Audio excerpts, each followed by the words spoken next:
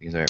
It was about 100 years ago. But anyway, I did a magazine story about hockey cards and the fact when I was a kid, I used to play. When you were 8, 9, and 10 years old, Mm, you'd play with hockey cards. At least I did. I'd play a hockey game where you'd sort of slide them together, and yep. it was your own version of table hockey, and you had a little paper wad puck, and the I kept track of all the stats. So there was a hockey card of Johnny Mizik, who was a journeyman, played for the Flyers actually for a while. Johnny Mizik. Uh, Yep. yeah, and it's just kind of looked like a gruff guy on the card. But when he played in my game when I was 8, 9, and 10 years old, his card was bent up a little bit. So he was the leading scorer of the league because when he did that thing, it would go on. So Excellent. Johnny Mizik, I played like a standard 80 game season or what it was back then, and he was like the Phil Esposito of my game. He scored 140 points or 150 points, scored a lot of goals. So anyway, I wrote about that, and Steve Dryden, who was then at the Hockey News, thought it'd be great to track down Mizik and get a comment and about the fact that he was a high scorer in my hockey card league years ago. And they found him, but he just didn't play along. He didn't find He it quite wasn't okay with as that. amusing as the rest of us did, and we got no comment from Johnny Mizik on that. Well, but it's funny because we did the same thing. I had a game that we made, which is like on a big wooden board, and it was like it was like a rod hockey game, but we had it was a little bit different. It was kind of a combination of knock hockey and rod hockey, and we had I had little stands I built for the players to stand up in each one, and the leading goalie, and I kept stats too, Gavin. It's really so funny. I mean, and the leading goalie of all time in that for me was like this Washington Capitals card of Ron Lowe.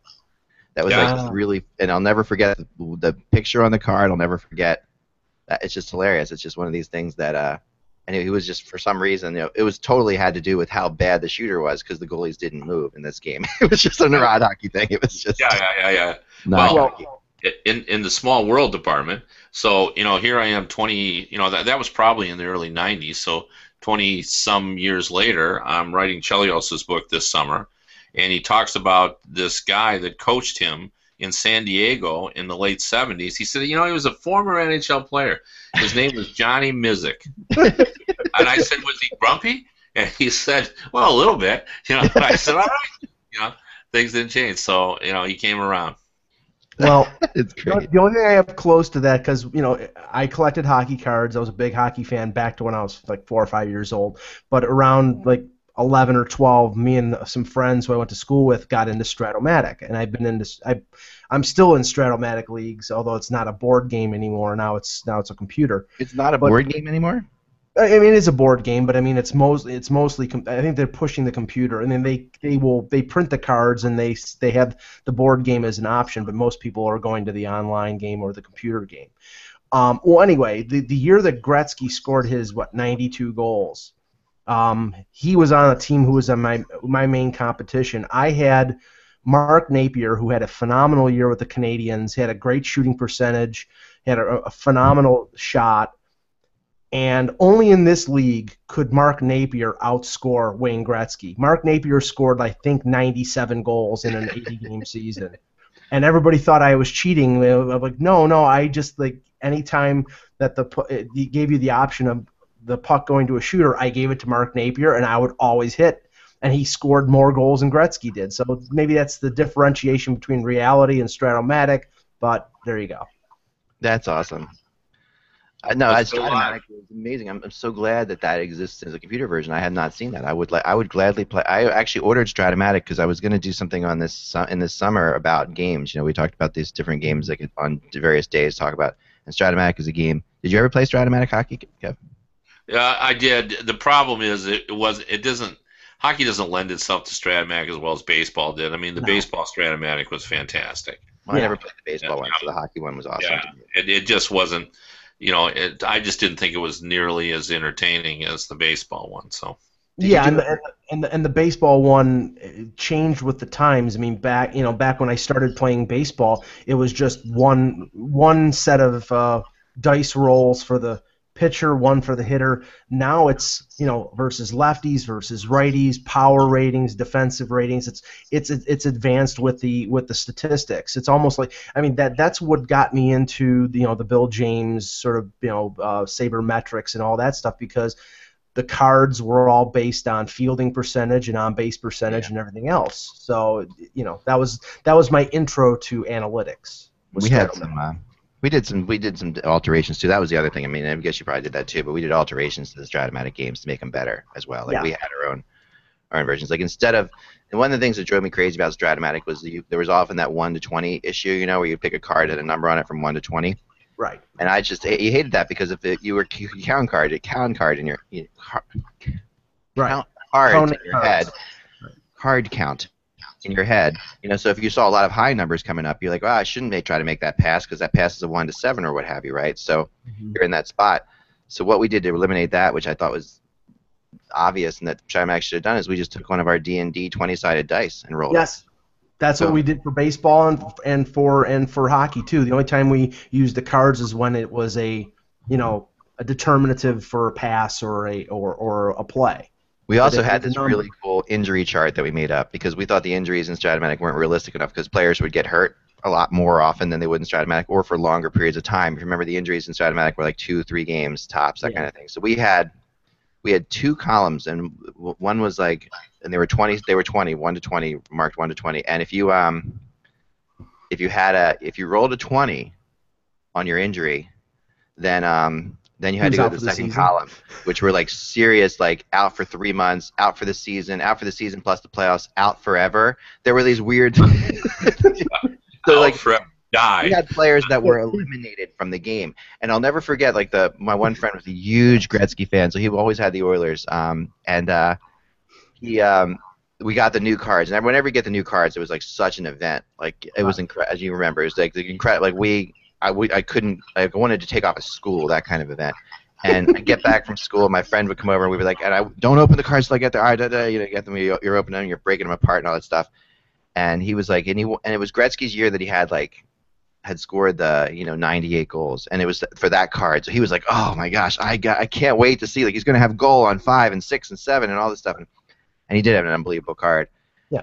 And we were playing, so we're like, let's play, let's start the season. We had the schedule worked out. The first game was going to be Philadelphia and Edmonton, so I'm like, because they were our 2 favorite teams, like, I was going back and forth. All right, great. And literally in the second period, Gretzky was out for the season in the playoffs. Just this incredibly unbelievable, and my friend was just, and I was like, as a friend of this guy, I'm like, I didn't know what to do. I'm like, oh, don't, that's ridiculous, don't. But he was like, no, I'm not going to take your charity. It was that kind of thing, and he didn't play that guy. Gretzky did not play for the rest of the year with that card. What year was that you were playing that game? 81, wasn't it? 81. Yeah, that would have been. No, that was his. What was his 98 98 goal season? Was that? It was always the year after. It was 81 or 80. Yeah, his 98 goal season was like, I wouldn't say it was like 83 or 84, right? 85, somewhere in there. No, I remember he broke the Esposito's record in Buffalo against the Sabres, and Perro was still playing. I think it was 90. I think it was 80, 82, or maybe 83 at the latest. Yeah, it wasn't 98 goals, but it was like, what was it? It was like ridiculous. It was the year he got the 92 goals. The 50 and 39 games. It was that year, it was the 50 goals. And not as a criticism of Strat-O-Matic, because like I said, I've always been a fan of especially their baseball and their hockey games. But and we've talked about this before, there were always players who there was some sort of differentiation between them being a talented NHLer and them getting a great Strat-O-Matic card. And I'll give you 2 names. Tom Lysiak, the old former Atlanta Flames and Chicago Blackhawks center, was always a top-rated defensive guy, the best passing rating, and had a great shot for the number of goals he had. And former Boston Bruin, Buffalo Sabre, Andre Savard, who, he had 12 goals with Quebec the one year and had a shot better than a 50-goal score. I was convinced that the guy who ran Strat-O-Matic had Andre Savard in his play-by-mail league, and that was the reason why. That had to be it. I guess it was 84, Flamester said. He had 92 goals. So Yeah. so I was playing Strat-O-Matic in '85 then that year. Right. It was always the year after. And the other thing that was funny about, I mean, I remember Lysiak. I remember like some of the. I mean, I took a Buffalo Sabres team to a Stanley Cup in Strat-O-Matic. That was nowhere near. It was like in the late '80s, nowhere near a Stanley Cup team. Let's just say that Phil Housley ever being a 4-on defense was a travesty because the guy was 1-4. And the other thing that just cracks me up about that game was the power play thing. The first couple years we didn't understand what the power play thing was, where they had goals pluses on their cards. Yeah. And we didn't read the directions. We were just kind of playing it, you know. So we thought that a goal plus was like an automatic goal, like that. We thought that was whatever it was, something totally different. And so it was hilarious. So that year, the Quebec Nordiques had this unbelievable power play. So all these guys had different ratings on the power play, and they won it all one year with us too. So. And that was not a Quebec Nordiques team that should have won it all. It was a good team, but it was like, oh my gosh. And then we also had a real problem with playing the goalies, the percentages they were supposed to be played, because they would take the goalies into account, you know. So I remember one year, Skorodensky, who was like a legend in that game for us for whatever reason. Do you remember this? He had like a card that was ridiculous because he only played like 7 or 8 games and had like this and gave up, I think, like 7 or 8 goals. But he wasn't, you know, and Murray Bannerman was another one. There were certain players that just had these ridiculous cards. Richard Sevigny had a year where he played 10 games with Montreal. I think it was 81, and we had no limitations in our league. So basically, the guy played Richard Sevigny 82 games. And also, the year that Dave Christian came out of the Olympics, I think he played for Winnipeg. He scored like 7 points in 10 games for Winnipeg. Yeah. That was the guy's #1 center for the entire year. Was Dave Christian. We're gonna bore people with this, but I think this is awesome. I love you, and I love this because this is like phenomenal. But I will say the final thing about this that I will say is I am so crazy that I remember going in the back of the Hockey News back then, or it was Hockey Digest when they had the ads on the back for like little things you could buy. Different people were selling. Someone was selling a Strat-O-Matic version of the 1980s Russian hockey team, and they had put it together. They made it themselves, and they were written. Their cards they wrote on. They had good, neat handwriting to their credit, and they had these little things, and they did the whole thing. And I bought that, and we decided to draft those players into our league. So all of it. Cool. Yeah, it was awesome. For my second-round pick, I take Boris Mikhailov. Right, it was awesome, and these guys. So I got to know those Russian players really well, and they all have like their own. They have like 2 histories with me. Like they have the history of the NHL history, but then they have their history of the teams they played on in Strat-O-Matic for years. And they just happen to, where I remember Tretiak. Tretiak for us was on the Islanders, and so I always think of Tretiak as an Islander. And the crazy thing was, it was a weird pick because. The Islanders goalies at that time were pretty good. We're talking about the Billy Smith and Melanson. I mean, come on. But this kid, for some reason, was like a big Tretiak fan who had the Islanders and picked Tretiak. I'll never forget that. So that was good. We got you. We will. If this Strat-O-Matic is played on computer, I am all for chat room and Mike putting together a and Kevin getting Kevin involved in it somehow in some way. Putting together a Strat-O-Matic team. If you can play it now online against each other, we should have a little Strat-O-Matic league. That'd be fun. Something really simple, but something fun. Not like I used to do. We used to play like all night. My mom would come down in the morning and be like, "You guys are still playing this game." I'll never forget that. We were playing Strat-O-Matic during the Miracle of Manchester. Like all kinds of things that come back to my head. Like we were playing. We'd always have a TV there with a hockey game on it, and we'd be playing all night long. So anyway, there you go. All right, let's start the show. Wednesday, July 3rd. That was too much fun for me and Mike, but we'll continue on.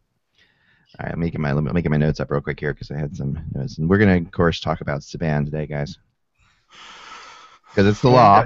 And of course, we have to get our usual Leaf update because they signed Gardiner yesterday. Yes. Yes. All right. Our Leaf Buzz segment here on the HockeyBuzzCast. All right, here we go. We got some good stuff here. Analytics like him. They like Gardiner. Oh, and I got to talk about Hartnell. Hartnell's press conference yesterday was good, too. All right, here we go. Wednesday, July 30th. Wednesday, July 30th. Damn, I got to pay my I'm hearing some chatter in the background. Is that... Some, like an echo. A little echo. Is that maybe Kevin, your volume up louder on your thing. I don't know. I don't have an echo. Let me see. Let's see if I can. I mean, it's not that distracting. Yeah. It's It's all right. It's gone now. I think you may have turned it down just a little bit or whatever. It was picking up on your microphone. Okay, I'm good. You're using the new microphone, Kev, right? Me? Kevin. Oh. I am. I got it right in front of me here. So. Fantastic. Now, are you sure? Yeah. Are you sure that's the one that's getting? I got. Because let me tell you, there's a way to make sure that's the one. I'm not positive, but. Okay, because here's the trick. Go to settings up top on your Google Plus board. Settings. Next to the hang up button. Yeah, I see it. Yeah. Settings. Now come down and what does it say for microphone?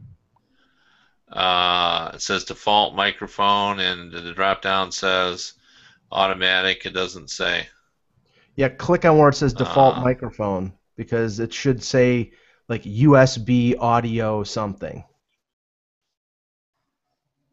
Like if you click on that little arrow, down arrow, there should be an option. It should say default microphone and then USB audio.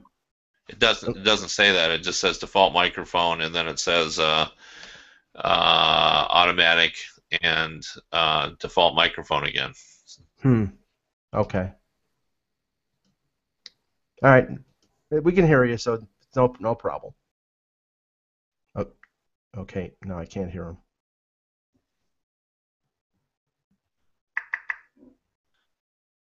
Are we there? I can hear you now. Yep. Okay.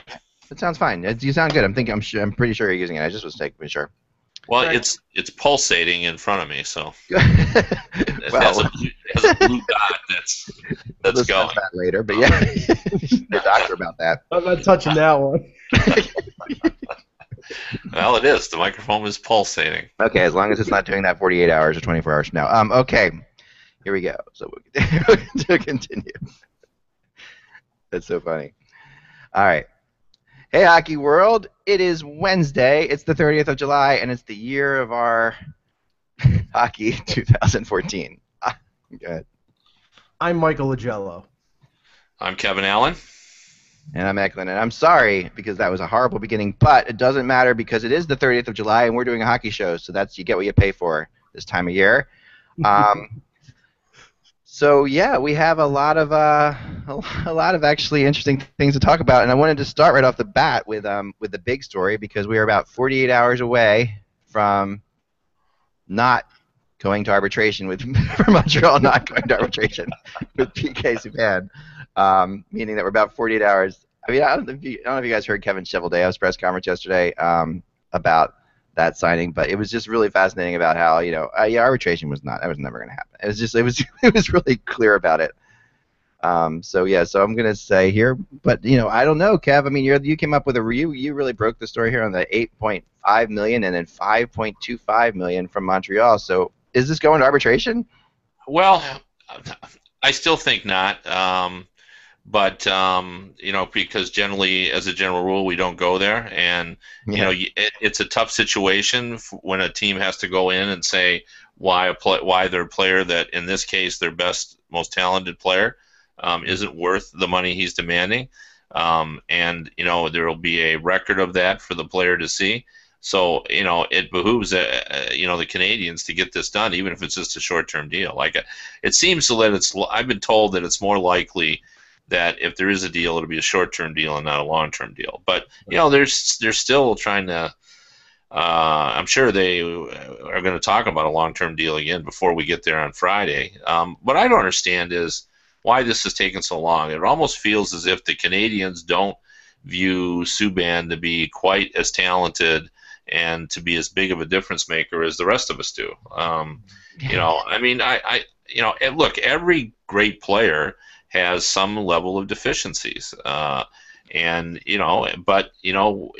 it's their skill level usually that separates them. And in Subban's case, he can be a dominant performer. And if I'm the Montreal Canadiens, I just basically try to get this done, get him signed to a long-term deal, and then not worry about it because you're going to end up having to pay him a lot, and it'd be impossible to replace him.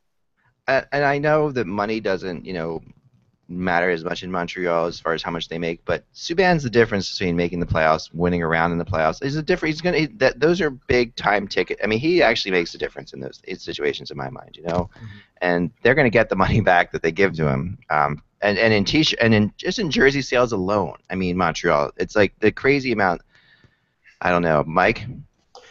I mean, I don't understand the point of view of the Canadians. I mean, not to say go ahead and pay him $10 million a year and just be willy-nilly, but and unless they believe that all this short-term haggling and all this stuff that they've been doing with him over the last couple of years is motivation. I mean, you could say that, okay, he signed the 2-year bridge deal and then he went out and won the Norris Trophy, and now they want a little more proof of him being a dominant player. I don't think that's the case. But I don't understand their point of view. But that being said, I think the battle here is between the long-term and the short-term deal. I mean, if I'm Montreal, I want the 8-year deal. I want to make him the highest-paid defenseman in the league. I would say probably around 8, 8.1, something like that.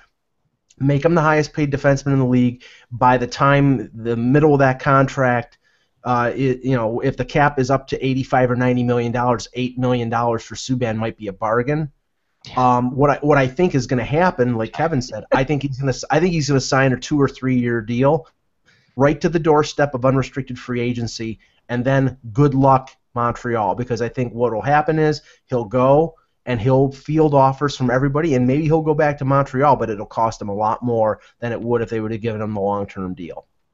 Way more. I mean, way more. I think it's crazy. I mean, this is I would have gone in with does anybody out there believe that PK Subban is the kind of player that will drop off if he's suddenly paid a lot of money? Like, I don't see any of that in his game at all. I mean, like Kevin, like you said, I mean, to my opinion here, there's a guy who if they could have played him 60 minutes or 80 minutes in every playoff game last year, they would have, right?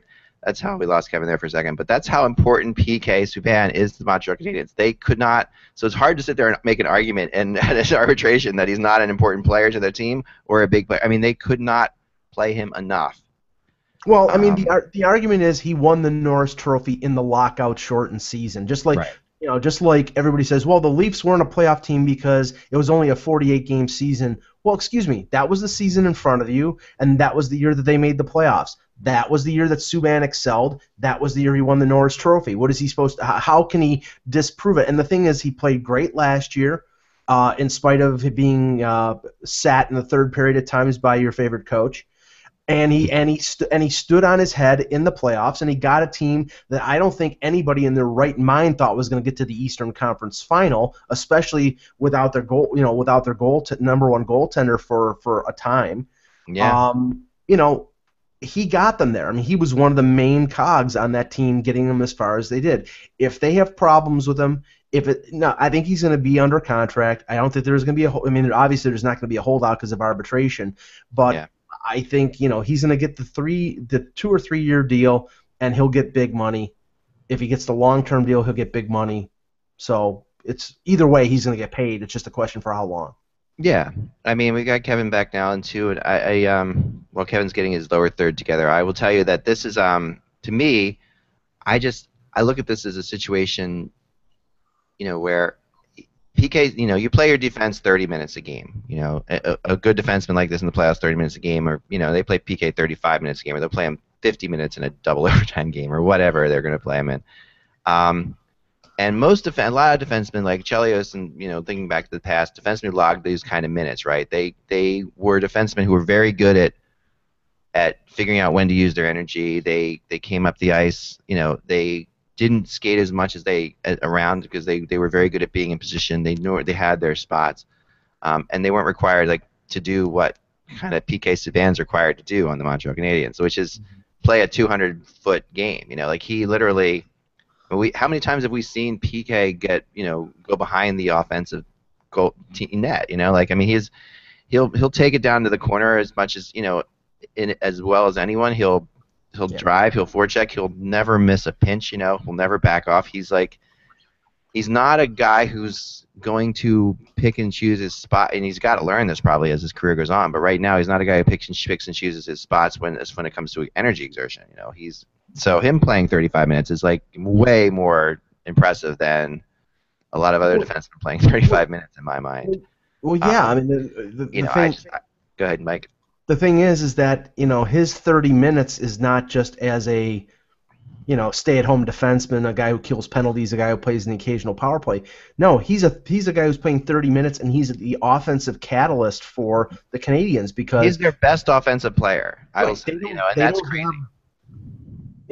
They don't have a lot of offensive firepower. I mean, especially now, you've got Galchenyuk as a young player developing. You've got the Paciorettys, you've got the Plekanitzes, but there's not a deep well of offensive talent there, and Subban has to be an offensive catalyst. So what do you think, Kev? I mean, you've heard this, Gampria. Yeah, I mean, I agree completely with Michael.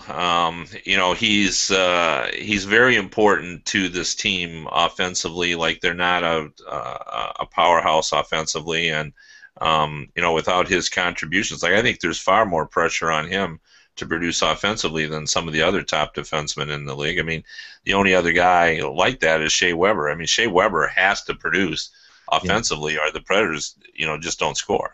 He was that important. I think Subban is that important as well. I mean, they have more up front than the Predators, but the point is still the same, that they have to have him. So I think he's just so important that they should have gotten this done by now, and it's really hard to imagine why it's taken so long to get this done. To me, and Eric Engels wrote a really good article too on HockeyBuzz. It has to be about a certain level of respect going on here, and I think that PK is probably. This is totally speculative. Well, not totally actually, a little bit speculative. But talking to people, I do believe that this is also true. That PK doesn't think that they value him, like you're saying, as much as and he's we're getting that or you're getting that, and he's surely getting that. I heard the Olympics last year, even though eventually Therrien and Bergevin did come around to making public statements about the whole thing. Yeah, we support him for the Olympics and da-da-da-da. I heard early on from people close to the situation that PK was hearing the opposite from people in the Olympics, that they were not supporting him, and in fact saying that he gives up the puck too much, or he's a liability in situations. He does give up the puck a lot, but when you're playing 35 minutes a game, you're going to give up the puck a lot. And you can't. He's not your shutdown defenseman. He is very much of a new breed type defensive defenseman who's a forward as well. Yeah. But so he, and I mean, when you look at how good he is and how he just won the Norris Trophy, the fact he wasn't on Team Canada was from his perspective, it definitely is a slap in the face. That has to be. He has to look at it like, wow, he was there. He was there, of course, but he never played, and he barely made the team. And there were all these debates, and then some of the guys playing. I was pretty shocked that PK didn't get into the Olympics at all. Like even in some of those games where they could have, where it kind of obviously didn't need to be that good defensively. Why didn't they play PK Subban at all? I mean, Kev, you were in the Olympics. What was the feeling on PK in the Olympics? Well, I mean, I think it's always risky when you start trying to analyze whether a player gets in, strictly on a merits of his ability. I mean, you're building a team there. Babcock had a certain style he wanted to play. We can. It's easy to make a case for him playing, but I think they had a structure, a group of players that they had decided played well together, fit well together, had every aspect that you want of a defense, and they just thought if you put Subban in, it changed the dynamic, and they weren't the same defense that they wanted to play with, and I think that was the issue there. I think if you got Mike Babcock and put him under the hot lights and say, is Subban a highly skilled player, he'd say for sure he is. Absolutely, but he didn't fit into the scheme they were putting together. Like now, I wasn't obviously in on the Canadian meetings, but they probably set out and said, okay, we need some offensive catalyst. We need some defenders, some shutdown defenders. We need a physical presence. And when they pieced that all together, there were guys that could add more than Subban, and he didn't fit in. Like I just think it's too difficult to try to suddenly indict Subban on the fact that he was unable to make that team, or there was something wrong with him. It may be what was right with the other guys. And Mike Bob. Good, Mike. Mike Babcock is not the first coach in the first NHL coach that once you start winning with a lineup that you stick with the lineup. I mean, he Yeah, had but he brought Bowman. guys like like Stefan played. He played a game like there against Latvia or something. I mean, there were situations where he brought other guys in. Well, yeah, but I mean, you had the three defensive pairings. You had the two St. Louis guys. You had Doughty and Shea Weber. You had Vlasic, and I think it was Hamhuis was the other guy. I mean, once you play those guys and play them in pairings, you don't want to mess that up. And Subban is sort of a random element type of guy who plays a different style. It plays, I think, more of a rover than he does a defenseman, and that's very effective. And but it just didn't fit into what Babcock wanted. Now the thing is, I think that what Subban is going through in Montreal is very similar to what Ryan O'Reilly is going through in Colorado. I think that there is I don't know if it's a distrust or a lack of respect or whatever, but it just seems that both of those organizations, everything, he's got to go through a gauntlet to get what he believes he deserves, and I think that's the case with O'Reilly. And in the case of O'Reilly, I think it's going to lead to his departure from Colorado in a couple of years. I don't know about Subban because, as we all know, defensemen are different than forwards, and teams do not like to give up on defensemen, especially somebody like Subban who has such an impact on the game. So we'll see what happens. Yeah. I mean, I guess. There's another factor with Subban. Once he didn't play the first couple of games, especially for a defenseman, it's hard to jump in. You've been at the Olympics, Zach. The speed of the Olympics is incredible. And, if you haven't played, even if you've been sitting for a couple or three games, trying to jump in at that level. I mean, we see it in the NHL playoffs, too, that it's difficult to jump in when you haven't been playing. But I think it's even more so in the Olympics where the pressure of the games, the intensity, it's just hard to get up to speed. Was he there pretty much, if Shea Weber goes down, that he's the guy? Because that he is sort of played that kind of role. Do you think that was the case? Well, I mean, yeah, and I think if things hadn't gone well, I mean, Mike brought this up. Things went pretty well for the Canadians despite what was being written. So, but if they hadn't gone well, I think they would have put him in there. They would have been looking for a way to change the look of the team, and he would have changed it dramatically. I guess that's because of the way he played.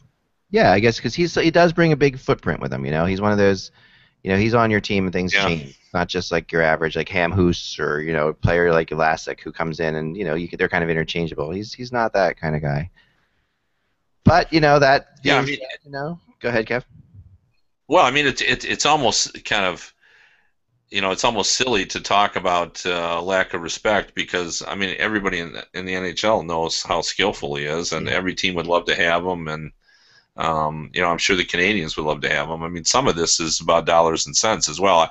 I think the O'Reilly situation in Colorado is a little bit different because, it's clear to me that that's about money. They've established an individual salary cap that they don't want to go above. I don't know whether that's coming from the top, from ownership, but they have this cap, and they're trying to keep everyone below it. And you understand that from a business perspective. If the minute you raise the ceiling, the other guys who are in his neighborhood in terms of ability are going to want the same amount of money. So if you raise him above Duchesne, then Duchesne wants more money. So I understand it. I don't. To me, I feel the same way about O'Reilly as I do about Subban. You identify he's a part of the core group, and you get him signed long term because that's what we do in the NHL. That's what we should be doing. But then again, this is more like a Nathan McKinnon for Colorado than it is a O'Reilly in my mind. This is the guy. Beyond Carey Price, who's the guy and the goalie and all that. This is the player. The player who changes everything.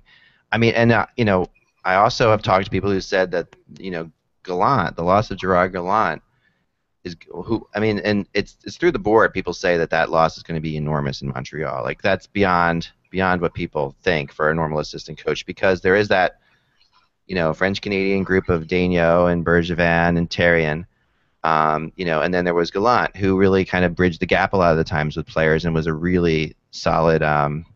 And just the kind of guy that players could talk to or vent to or whatever happens, in different situations. him not being there, that's another factor in this whole thing. I believe, because Tarion runs a very different kind of room, at least from what I've heard, and so I think there's that too, and you throw the Olympics in there, and you throw the fact that if you want to talk money, you throw the fact that it's Montreal, and $8.5 million in Montreal isn't what $8.5 million is ever other places. But all those things, as I wrote today, don't matter if I think PK is the kind of player who will just throw all those things aside if he feels like he's getting the kind of respect he deserves now. But when you look at the team that decides being $3.25 million apart, I mean, that doesn't seem like the kind of respect he deserves right now, Mike. Yeah, I just believe that at his point in his career, with the splash that he's made the last 2 seasons, winning a Norris Trophy, and getting Montreal to the Final Four last year, I mean, he was an integral part of them getting as far as they did. That he has made the case for being the top-paid defenseman in the league.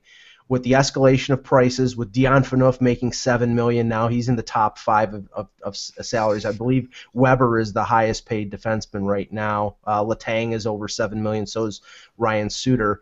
I mean, he at least deserves to make in that neighborhood. I think he deserves to make probably 8. Now, if that's the final settlement when they reach their agreement before arbitration, we'll see. But I think if there is an agreement, it's going to be around $8 million. Yeah, but I think it's going to be short term, which is not going to be. It's not the answer. For us, Zach. Good news for us. Yeah, sure.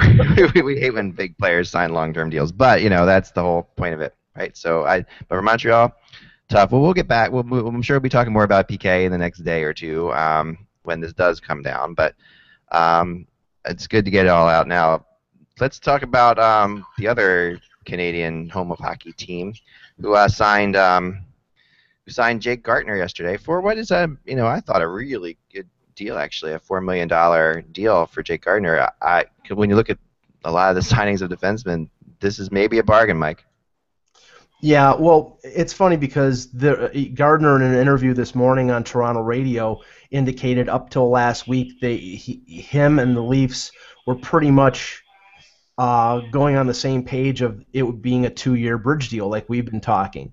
And only recently had there been talk of extending it to a longer-term deal. Now, he signed essentially the same type of deal that happened last year with a lot of defensemen coming off their entry-level contracts, like Roman Josi in Nashville, Slava Voyanov in L.A., I know Shattenkirk, Cam Fowler in Anaheim, Travis Hamonic with the Islanders, 5, 6, 7-year deals around $4 million. It's a good deal for the Leafs in two situations. One, they skip the bridge deal. They pay him a little more up front, but they skip 2 years of arbitration eligibility and 1 year of him qualifying for unrestricted free agency. And if he continues to improve, mature, get a little better defensively, and score as much as he scored, then in the back end of this deal, they really benefit, because I think with the escalating prices of defensemen, he would get paid more than $4 million. 2, there's no trade, there's no move restrictions on this contract. So if a year or 2 into this, they think that Morgan Rielly is developed enough to be a dominant defenseman, and they think having 2 mobile guys like Gardiner and Rielly on the same team is overkill, then they have the ability to move them, and there's nothing stopping them. So I think it's a plus deal for the Leafs, and a really good signing. Kevin, your thoughts? Kevin, your thoughts? Yeah, I couldn't agree more. This is a real team-friendly deal. This is a real team-friendly deal. Like, I couldn't agree more. Like, I was surprised that he was willing to go that long and tie himself up, because he has so much potential offensively. A great skater, still needs work defensively. The oddity about it is that he's certainly not a Randy Carlyle style of defenseman. And there's a lot of speculation about whether Carlyle will get beyond this season. So it's going to be interesting to see. But he's still young as defensemen go. We talked about this yesterday. But the old days, they used to say that an NHL a defenseman really wasn't ready until he played like 300 games in the NHL. And I think Gardiner has just barely scratched the surface in terms of what his ability really is. So I'm sure the Maple Leafs are very happy about this, and most of the time I think we've seen errors on the side of overpaying, but in this case I think maybe the player undervalued himself here. He probably should have just taken a risk and taken a short-term deal. Well, the ironic thing is that apparently Carlisle went to Dave Nonis in the middle of the season when there was a lot of talk about Gardiner being traded, and told him, don't trade him because he's got a lot of talent. I mean, if you remember back in the day, Carlisle was a very promising young offensive defenseman with the Leafs in the late 70s. The Leafs moved him in a deal for Dave Burrows in 1978 or 79. 2 years later, he won the Norris Trophy with the Penguins. I mean, he was an offensive type of defenseman, didn't pay a lot of attention to his own zone defensively, learned to do that, and maybe he sees a little of himself in a guy like Gardiner and a guy like Riley who, they're sort of honing their game right now. And, don't trade that guy now because 3 or 4 years down the road, you may be giving up a guy you regret giving up. Agreed. That makes total sense. In other news yesterday, we had this happened right before we went on, and I wanted to talk about it yesterday, but I hadn't got a chance to watch it myself. Was the Scotty Hartnell press conference in Columbus, and for all the reasons that we thought about that Scotty Hartnell in Columbus was a good idea, we got to see it in the press conference. It's just, this is a kid who will, or he's not a kid. I know he's not a kid. He's 30-some years old, but Scotty Hartnell's a guy who will fit in very well in a college town like Columbus, and will absolutely. And there were some great moments in the press conference. He talked a little bit about, how he hated playing against Columbus before. He had the famous quote from the offseason where he thought they were a bunch of, I forget what they were. What did he say? Little monsters or something like that he played. He said it was when he played against Columbus. He was really looking forward to it. He talked about, hanging out watching TV with some of the guys, and he's like, and I was out, I went out to dinner with Dubinsky, and one person recognized me, so that was pretty exciting. He says that's one person in one day, so I'll take that. We'll move on from there.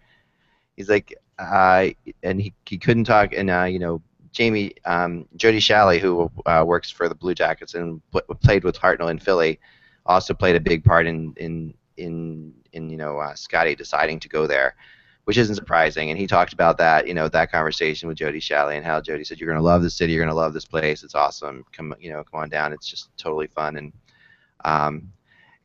I really can see it was, you could tell like the Columbus team themselves were just happy as peach about them. There are all kinds of Twitter things they put out there, reaction to his press conference on Twitter and all different sorts of things.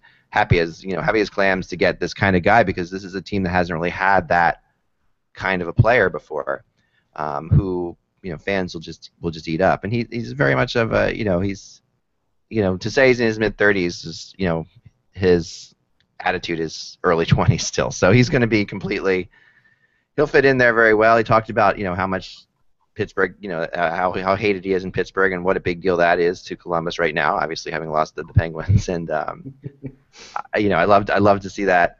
The one quote where they said, "Do you think you'll ever be hated as much in Philly as you are, in Pittsburgh?" And he's like, "Well, I got to work on that one." But he said last time Mike Richards came to town and in Philly, and they cheered him his first shift out, but the second shift out he made a nice play, and some people were booing him already. I mean, Hartnell's the kind of guy who won't get booed in Philly.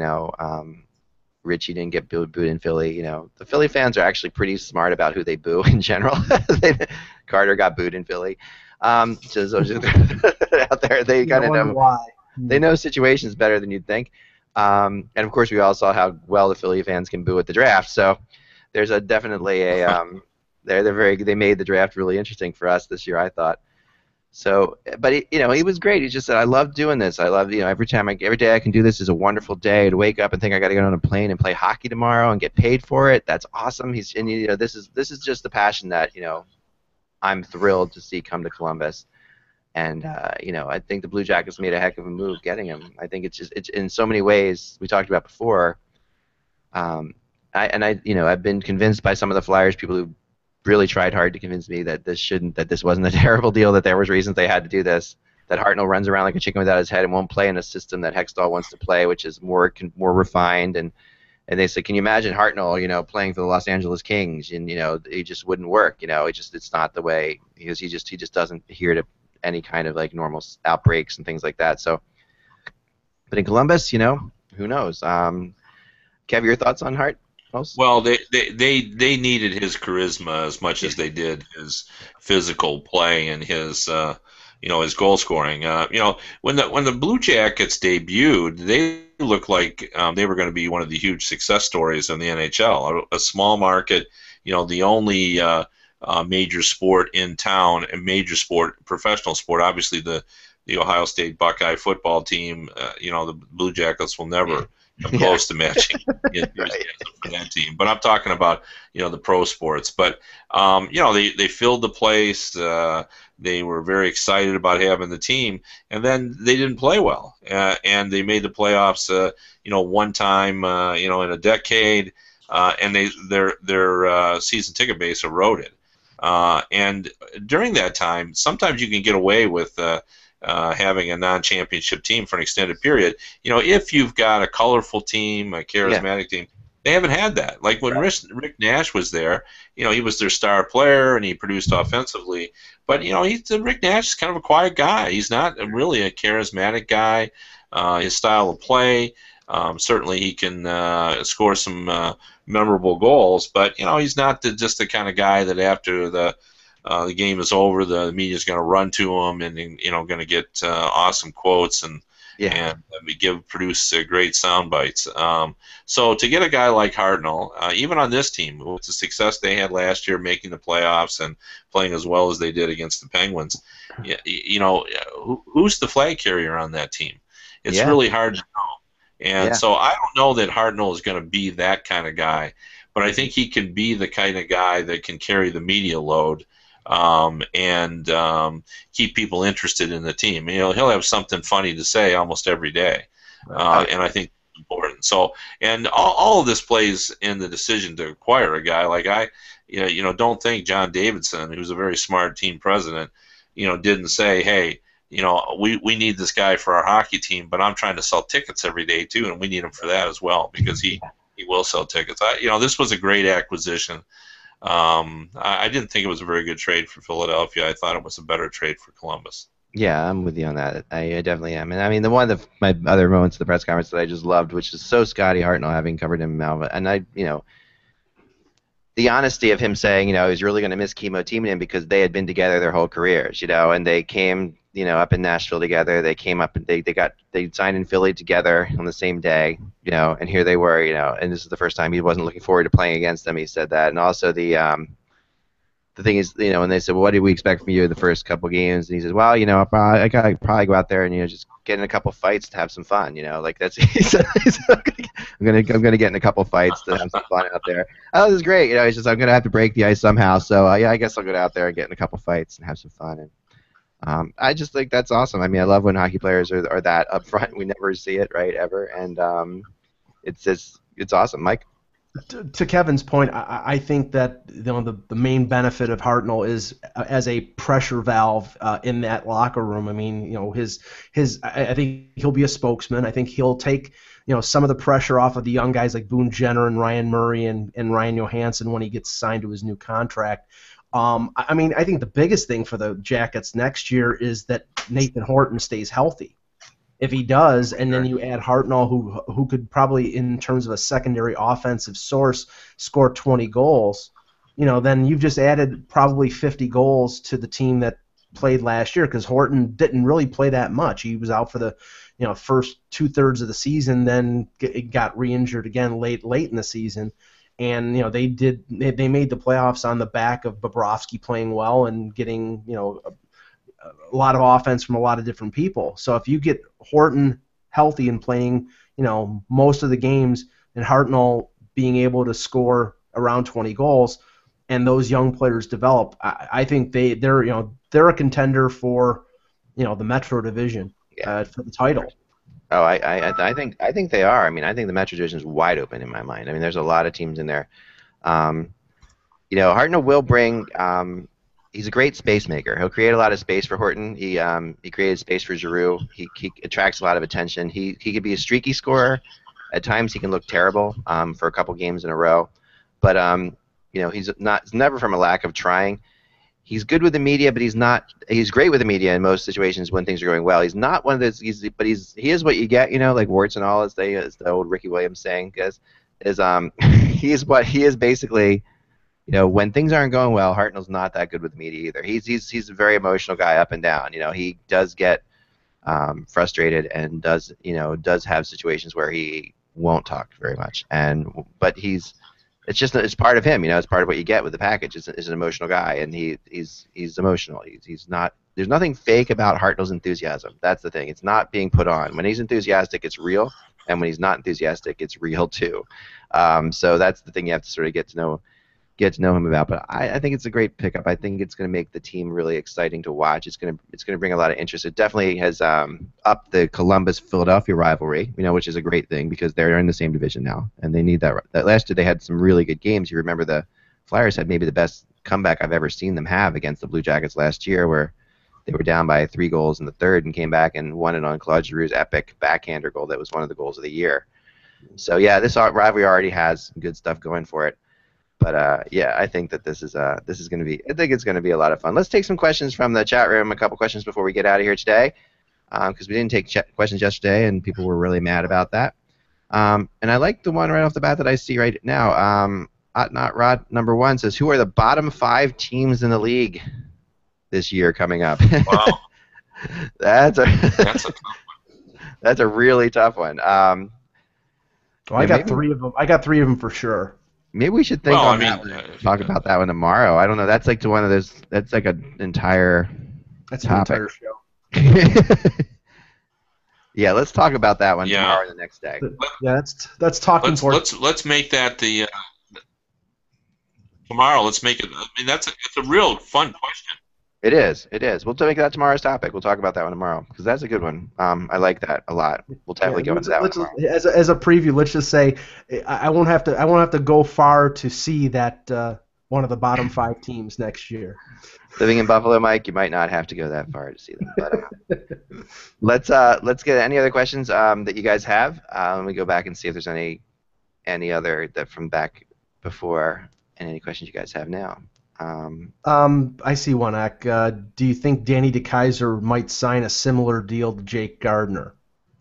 Ooh, Danny DeKeyser. Oh, we lost Kevin. He's our Detroit guy.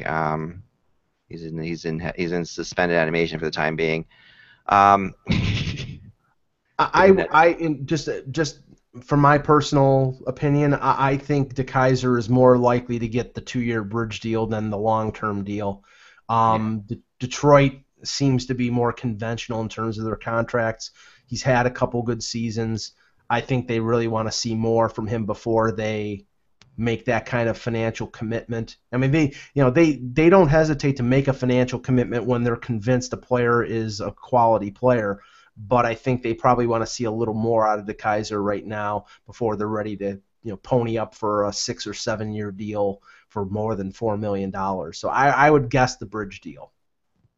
Yeah, he's got to be in there. He's got to be, I would think a bridge deal, but that would make sense for sure. Kevin, quickly before we get going, now that you're back, do you think the question was, do you think DeKeyser could have a similar impact or similar kind of contract to Gardiner's?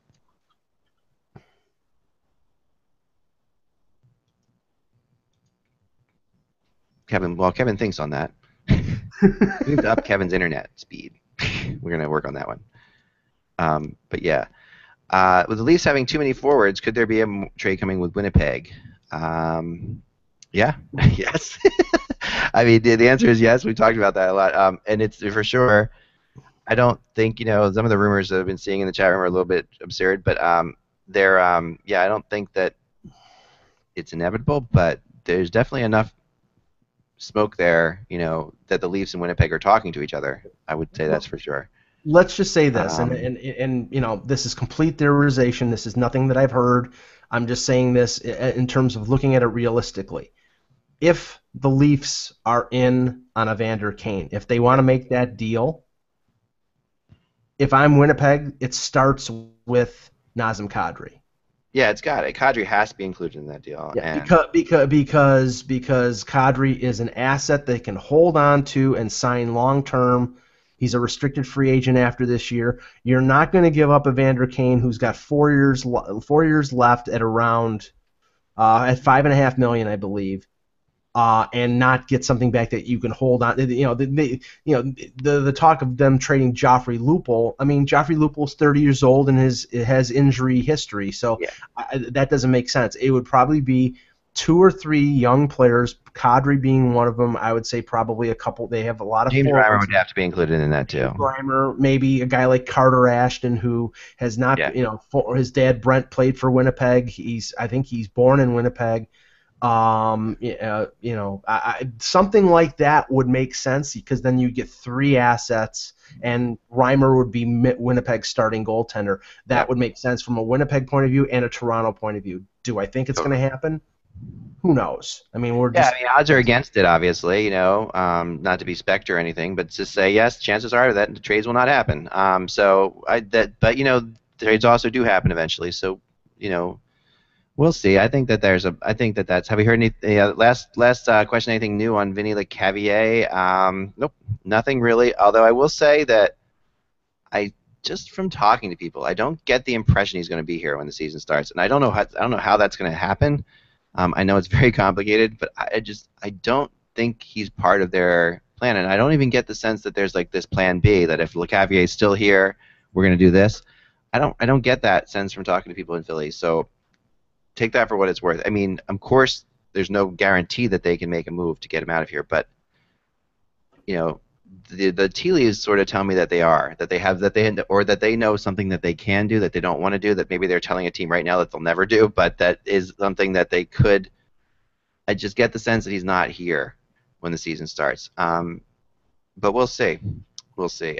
That's really just like reading the tea leaves with the Flyers, which is always a dangerous thing to try. So I'm just doing my best on that one. So we'll find out there more. So that's all we have time for today. Thanks to Kevin Allen for joining us before he was zapped into outer space by some kind of alien. You can find Kevin at by Kevin Allen on USA Today. You definitely should read his stuff because he's the best. I mean, just frankly, I'm just humbled that he comes on our show. I'm also humbled that Mike comes on our show as well. So Mike, but you can find Mike Agello at Mike in Buffalo. And Mike, is really the top Toronto guy to read. If you're not reading Mike, you're not reading about Toronto in my mind. And I am here at Eklund or on Hockey Buzz, as you know by now. We'll talk to you guys soon. And remember, without the buzz, it's just hockey. Talk to you then.